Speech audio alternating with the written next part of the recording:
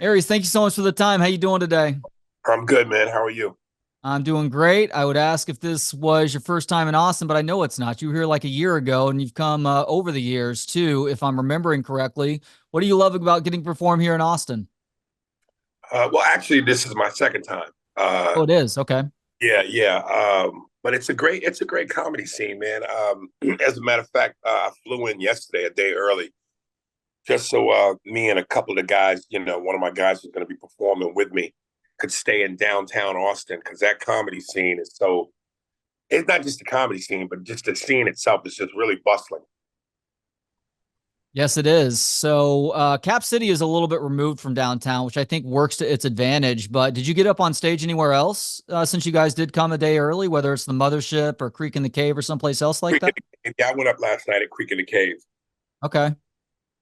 Yeah, it's Yeah, it's it's crazy. I mean, look, you're an example of this. You can go to most clubs downtown on a random night and you don't know who you're going to see. It's wild. I mean, yeah, I went to a weekend show and Hannibal Buress just popped in and that wasn't expected. And he showed up like between the opener and the feature. And he just did yeah. 15 minutes. I mean, it's just crazy. Yeah, no, it's a really thriving scene, and even when you don't necessarily intend to go up, but you want to go hang out, it's a drug, man, for comedians. And audience and laughter is addictive. So you hear those laughs and you see those people, and you just want to taste. So even I really didn't intend to go up, but it sucked me in. Well, people have some opportunities to see you at Cap City this weekend, starting tonight, Thursday, and then through the weekend as well. What is there a general theme to your hour right now? Are you getting up on stage and riffing? You're messing with the crowd and also getting into the material that I'm sure you've worked hard on over the last year or so? Yeah, it's a combination of both. I always tell people, I'm an '80s baby, man. I was born in '75, grew up in the '80s. So I don't come from this generation where we're now everything is about political correctness, wokeness. My comedic cocaine is 100% pure. It's not mixed. It ain't been stepped on. I go hard in the paint. So uh, if you're one of those people that tend to lean towards sensitivity and wokeness and political correctness, I'm not the show for you. Yeah, and look, there are different types of comedy, and there is a type of comedy that caters to those who are easily offended. But my favorite type of comedy is the stuff that takes those divisive issues, those taboo issues, and often pokes holes on the extremes on both sides of those things. And it sounds like you're in that similar place as well.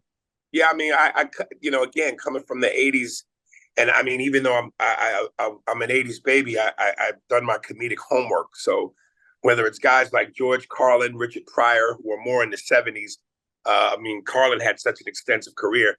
He went well into the '80s and '90s, but still, it's being cut from that cloth in terms of hardcore comedy, truth tellers. Uh, good comedy should cross the line a little bit. So I just come from that, and that's what I know, and that's what I've studied. So that's just who I am, man. I'm like going to Six Flags with no safety harnesses. And you've been doing it since the age of 14 as well. I know you started the same age as Dave Chappelle, who was being taken up to clubs in DC by Tony Woods at that time. Did you have a Tony Woods of your own who was really helping you along in those early days, Aries?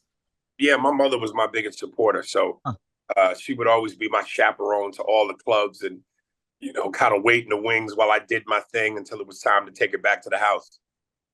Would she give you feedback after your shows?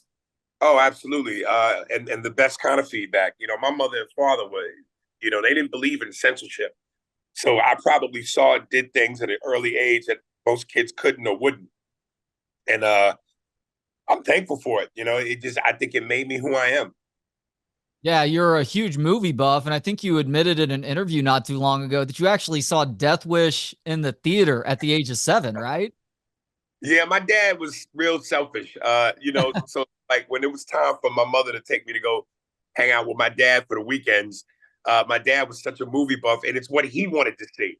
So he didn't care that about my age and the fact that I probably at that age saw one of the most brutal rape scenes in cinematic history, and it kind of traumatized me. But like I said, I grew up in a family in and a culture where, when my uncles and aunts got together and the family got together, there was drinking, smoking, playing spades, dominoes, cards. Uh, they got real colorful with their commentary. And I grew up in that. So that's what I know. Well, I feel like, look, there's probably lines that get crossed, back to the whole crossing of lines things, but you're better off not trying to hide too much from your kids, especially if it's the life that you prefer to live, that you of course can live in front of them as well. Like I struggle with that with my 9 and 7-year-old. There are things where I'm like, we go a step too far here. Or should I be talking with them about this? But I also want them to be able to trust me at the end of the day. And if you're constantly trying to hide information from your kids, kids are resourceful. They're going to be able to find answers. It may be the opposite answer of what you hope they're at least initially exposed to something like that. Yeah, listen, of course nothing is perfect. I'm sure there are some things that my parents probably didn't do right. Uh, but when you go further back in time, it was a different era. It was a different time. It wasn't social media. It wasn't, all this technology that we have today. So you grew up rough. Your parents told you to go outside and play, which meant sometimes as kids you played in the woods. You stayed out till the street light came on. You played football with no pads in the streets. We just grew up different. We got scratches and scrapes. And I just feel like, this generation is so coddled and protected. And there's 15th place trophies. And it's a watered down time now, and honestly, at 49 years old, I'm disgusted by it. I just think I came up the right way at the right time. Yeah, I mean that was back in the era where everybody knew where the hidden Playboy was in the neighborhood, right? Like we had to go across the creek and into the woods, across the train tracks to find that Playboy. But boy, did we find it! Sure, it was weathered by the rain and probably other people flipping through it as well. But that was one of the great joys, the simpler times, I guess, before we constantly had screens being shoved in our face. You had to earn everything you wanted to do that was naughty. Now it's at your fingertips on your phone. Everything. I mean, whether you're talking about nudity, gambling, I mean, whatever it is, it's like whatever it is, you had to earn it, baby. You had to earn it. Got to earn it. Exactly. Did you Yeah. have that spot where the Playboy was in your neighborhood when you were a kid? Say again. Did you have that spot where the Playboy was hidden in the neighborhood when you guys were kids? No, I didn't have to have the spot for anything I wanted to see in terms of a Playboy or anything pornographic. My dad had an extensive porno collection that should be deemed a felony. And we he didn't talking lock about it up. like grandmas that he'd like to fuck, like stuff like that? You know, listen, my father again, he kind of introduced me for my love for movies. And when I would go over his house, and remember, this is back in when they had VHS tapes, and he would have his movie collection on extensive movie collection on shelves like books, but he would mix in classic movies with the porn. So you might see Miracle on 34th Street, Gone with the Wind, Uptown Saturday Night, and then Big Black Booty Bonanza 8. It's a fun surprise if you're a kid. Again, like I said, he didn't do everything right, but man, what a time. Oh gosh. So you are a big movie buff. Do you have a favorite movie of all time? That's so hard to say because I don't think you can have just one. I'm like a mother in the projects with 15 kids. I love all my babies. It's just too many, man. It's too many genres. Comedy, it's just too many, man.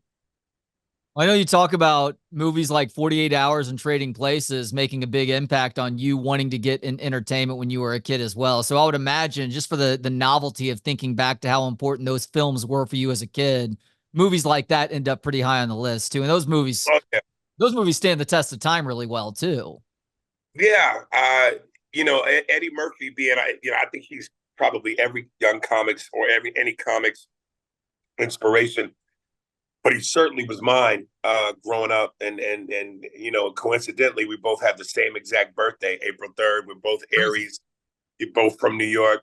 But I wonder, when you say these movies hold the test of time, they do. They're classics.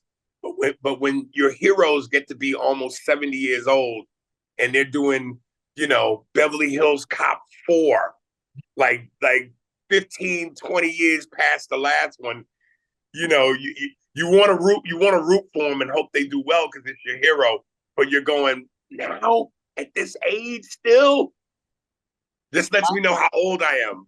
Well, the last Beverly Hills Cop was not good either, so he needs to Oh come well, back no, that strong. listen. The first one was a classic. The second one was better than the first one. That third one is an abomination. Exactly.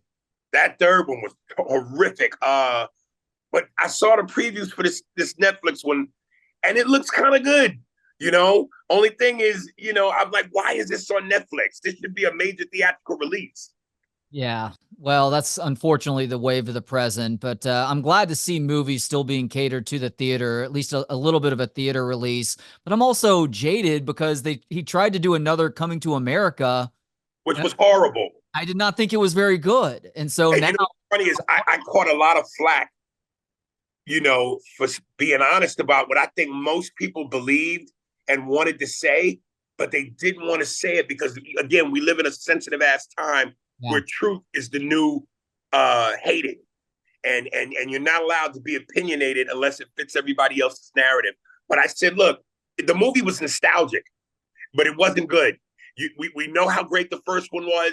It was good to see Eddie back in that role, along with Arsenio. And it was nostalgic. It wasn't good. Yeah, there were some secondary characters that were okay in that movie, but Eddie and Arsenio, they needed to be the stars again, and that's where it fell flat, unfortunately. Yeah, and I also think it was timing wise a little bit too late. That sequel should have maybe 2 or 5 years after the original. Now it's like, it didn't have the same gusto. Yeah, there are some things that strike that the proper balance of like playing to the novelty of the past while also making the present project its own thing. Like Cobra Kai, Right. and it's jumped the shark. It's turned into a caricature of itself. The first season or two of that was actually pretty good, and They did a nice job of hearkening to the past while also creating their own story too. It's just those projects that try and lean too hard on the past and don't have the present in mind are the ones that end up just being complete crap and maybe ruin it for somebody else who maybe wants to bring a cool idea back from 10, 20, 30 years ago. Listen, and I again, I catch so much flack for this on social media. I've been called one of the biggest haters in the game. One, because I am very opinionated, and two, again, when your opinion goes against the grain of what's supposed to be popular, people call you a hater. I was just as excited as everybody else when Eddie Murphy did SNL after 40 years, like after almost 30 years or whatever. But again, in being honest in my critique, he wasn't great. And I said, listen, Eddie Murphy is like Michael Jordan with the Wizards now. There was the 80s Eddie when Jordan was with the red and black Bulls, and then there was the Jordan with the Wizards. Eddie right now is like, Eddie Wizards, Michael Jordan Wizards. He's still an icon. He's still respected. He's still loved, but he ain't putting up the same kind of numbers. He ain't flying through the air with the same grace and beauty and lift, but he still will give you 20. Well, that's why when people clamor for Eddie to return to the stage to do stand up, I would be interested to see that too, but you also have to be careful what you wish for. There's no guarantees that he is going to return to the form that made him so great in something like Raw, correct? You know, Listen, when you're Eddie Murphy and you got 4 decades in show business and you're that immensely talented and God, imagine the stories he could tell. He would never bomb. But again, is he going to be delirious funny? I don't know. I even saw him in an interview where he said some of the things that he said in Delirious, where he dropped the F bomb, and I'm not talking about fuck, but the other F bomb. Yep. He doesn't know if he'd feel comfortable doing that today. So even his mindset is different. Yeah, boy, that speaks to an interesting conversation that's happening right now in the world of comedy because Jerry Seinfeld, who amusingly finds himself as public enemy number one as far as stand-up comedians are concerned, talked about recently that political correctness is ruining comedy. And his Seinfeld co-star, Julia Louis-Dreyfus, this last weekend and promoting a new film that she's got out, said, actually, PC is good for comedy. For you as somebody who has been making people laugh for as long as you have, do you think PC culture is a good or bad thing for comedy? I think it's horrible, but it's only horrible if you allow it to be. Hmm. I don't give a fuck. So I'm going to do what I do. I'm not going to let what society says should be the norm dictate my style. My style is my style. And listen to the comedian, and that's the wonderful thing about this art is it is subjective and it comes in a bunch of different styles and flavors. You don't have to be dirty or non-politically correct to be impactful and be funny. Brian Regan is one of the cleanest comics on the planet, and that dude is beyond great. Before he suffered, I think his stroke. Sinbad was always the clean comic and was one of the top tier comedians in the game and could rival anybody on stage. So again, you don't have to be dirty. You can be as clean as a whistle, and still be impactful. But thank God we don't all have to be one way, because I've tried to work clean. It just don't fit me. Yeah, you got to cater to what you enjoy first and foremost. Because if you're not doing that, if you're pandering too much to the audience, you're going to lose the essence of what it is that you're trying to do on stage. Yeah, and I don't. There are some comedians who try to be vulgar and you know edgy just for the sake of wanting to be that, and that to me is a false hustle. When it's natural, you know, the beauty of language and profanity, when used properly, it's not profanity, it's poetry. When Richard Pryor cursed or when, Dave Chappelle curses, I don't hear curses. I hear poetry because they do it in such a way where with the timing and with what they're talking about and how they articulate it, it just sounds like music. It tickles the eardrum right. Whereas some comedians, when they curse, it's like, my God, where's the joke? There's no joke in there. It's just profanity. Yeah, just saying the F word over and over again is not in itself funny. It actually makes you sound dumber if there's not a larger point that you're driving at. Like, I listen, much respect and love to Monique. But when I watch Monique, it's just motherfucker, baby. I told that nigga motherfucker, baby. I'm like, bitch, where's the joke? So in preparing for this conversation, Aries, I got my first taste of your Spears and Steinberg podcast. Holy shit. People need to go watch and listen to this podcast. What do you love about getting to do that show with your buddy? It's funny when people ask me, well, what is the podcast about? I say, we're like liquor in the prohibition era. Everybody wants to get drunk. Everybody wants to have a good time. But because of this age we live in now where you're not allowed to do that, we offer liquor when it's illegal.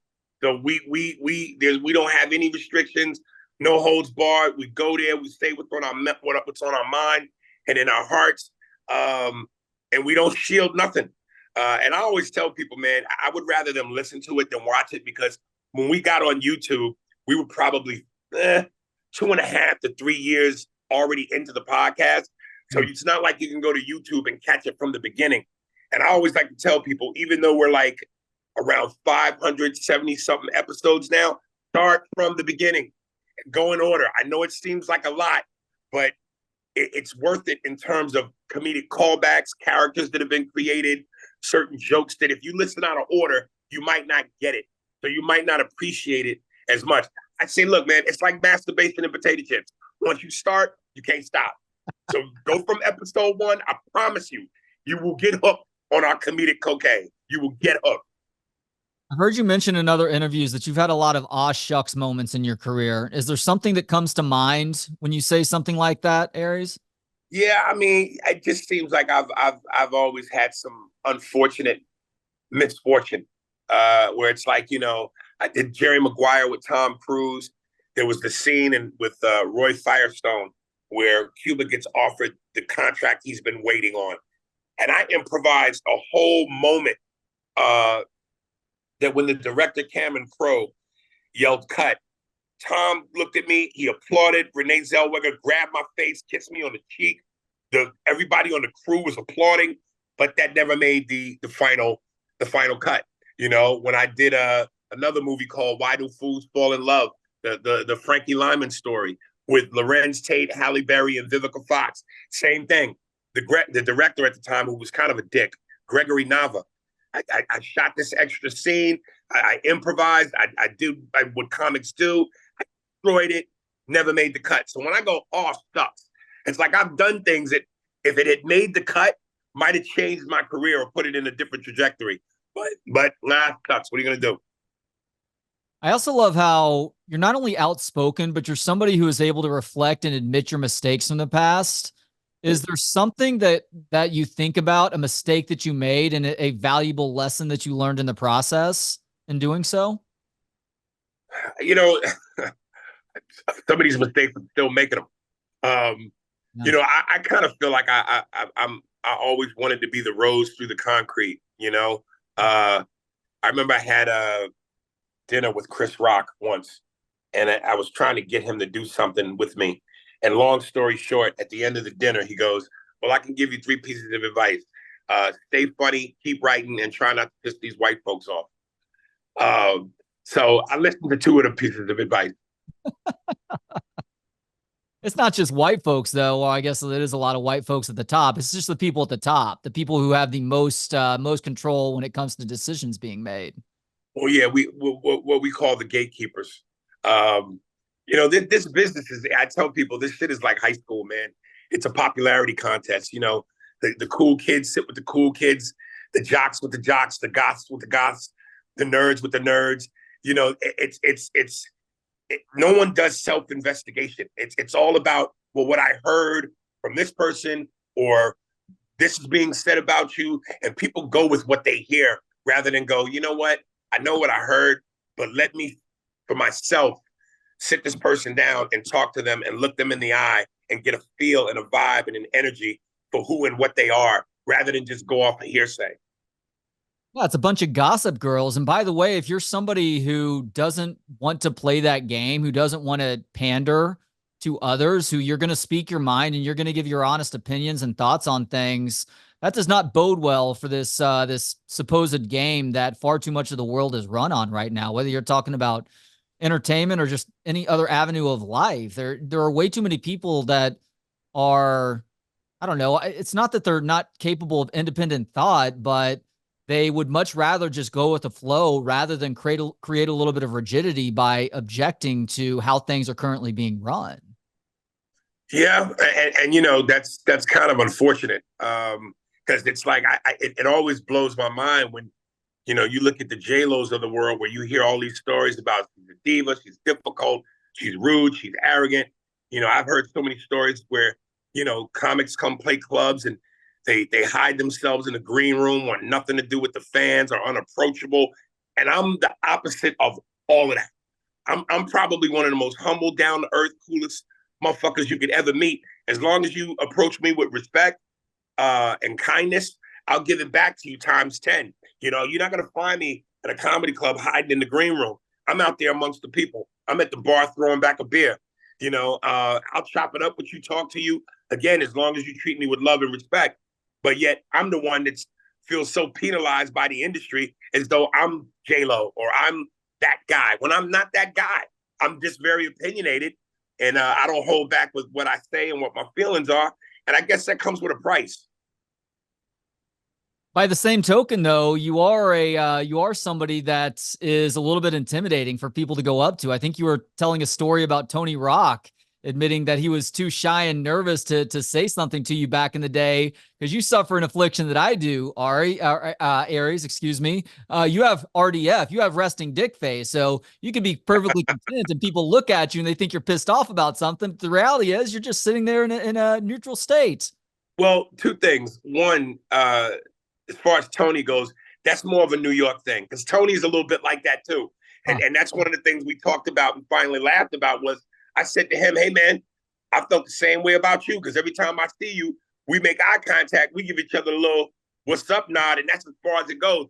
But that's part of that New York swagger and bravado, where we kind of walk with that swagger and that chip on our shoulder because we're from New York. But, in the industry, racially, anytime a black man doesn't smile, he's angry. So that's always been a stigma that black men have worn in Hollywood. Unless you're smiling and doing jazz hands, then you're militant and you're the next Malcolm X. Sometimes the motherfucker just don't feel like smiling. Sometimes you're aloof, and aloof often gets taken for asshole. Yep. Yeah, I face those same accusations. I'm like, I'm not upset at anything. This is just my neutral face. Right, It's my right. Armenian roots. I don't have to be Hollywood, smiling. If I'm Hollywood, smiling, I'm faking it. And it's not that I'm unhappy, but I'm not going to sit there grinning like an idiot if there's not something that's making me smile like that. yeah, Hollywood likes niggas to do this.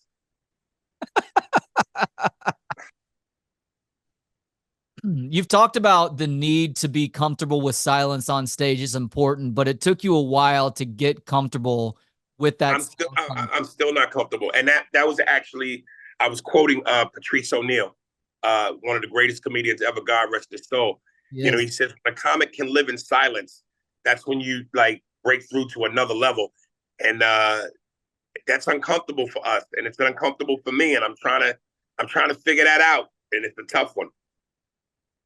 So that plays into you still trying to figure out who and what you are on stage. Are you any closer to that answer?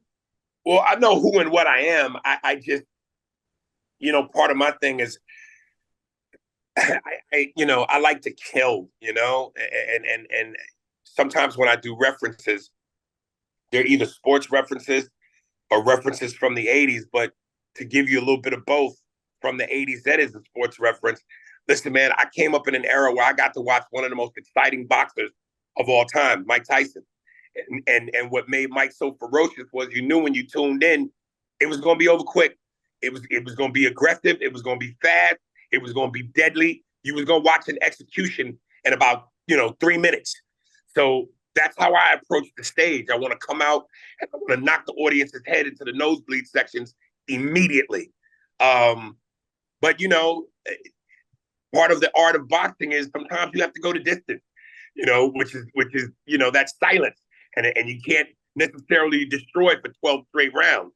So that's where it gets uncomfortable for me because if I'm not, I feel like if I'm not killing nonstop, then I'm doing something wrong, and I don't like that feeling.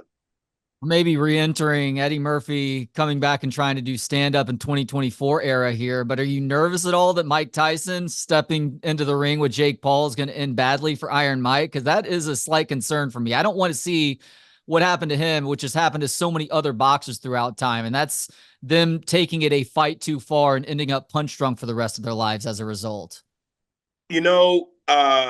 It's only a fear of mine because I don't want to see one of my heroes, lose. Yeah. But when you stop and think about it, when Mike Tyson lost all of his fights, it wasn't because those people beat him. It's because Mike beat himself. Yeah. Mike was at a stage in his career where he was doing cocaine. He really didn't care. He was fighting only for the money. His heart wasn't in it. And even when he lost to Buster Douglas, which I will fight people tooth and nail to this day, he technically won that fight. The referee counted 14 because by the time he started to count for Buster had already been down for 4 seconds.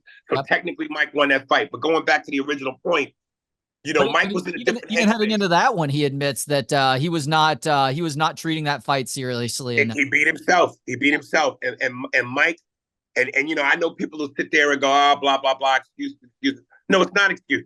Because the Mike Tyson that was under Teddy Atlas, Kevin Rooney, and Customato and Jimmy Jacobs, Jesus couldn't beat that Mike Tyson.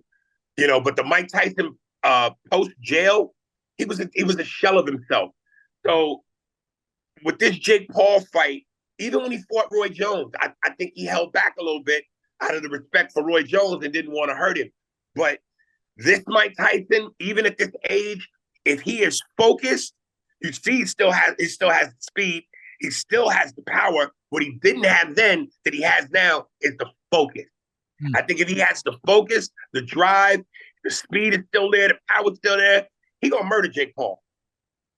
Right. Fingers crossed. By the way, Roy Jones is always the fighter that I think about that I don't want to see it happen to somebody else because you saw him go up in weight and beat John Ruiz. But when he dropped back down, that's when he got knocked through the ropes by Antonio Tarver, and his career was never the same after that either. But I think what we learned about Roy Jones that we weren't able to learn until age got him was Roy never had a chin. Yeah. Roy, you hit each one of his losses, look at him. I forget what I think my man's name is. The one that was more devastating than Antonio Tarver was the knockout by Glenn Coffey. I think the guy's name is Glenn Coffey. One hit on the chin, he's out. Tarver, one hit on the chin, he was out. Another loss that I think Roy got knocked out to some European fighter. One hit on the chin, he was out. Roy never had a chin. He was just so lightning fast, you couldn't catch him. Whereas with Mike Tyson, all of Mike's knockouts, you had to beat him up. Mike had a chin. You had to hit Mike multiple times for Mike to be knocked out. Mike had a chin. Roy didn't. All right, last thing now, Aries. I love stand-up. You obviously love stand-up. What do you love about stand-up comedy? It's just gratifyingly it's as gratifyingly pleasurable almost as sex. If I had to choose between getting pussy and telling jokes, it's gonna be a struggle. But pussy wins by a cunt hair. But right behind it, pussy can see comedy in its rearview mirror. Oh, God. And that right there is why you want to act now. Go to capcitycomedy.com to snag tickets to see Aries Spears this weekend here in Austin.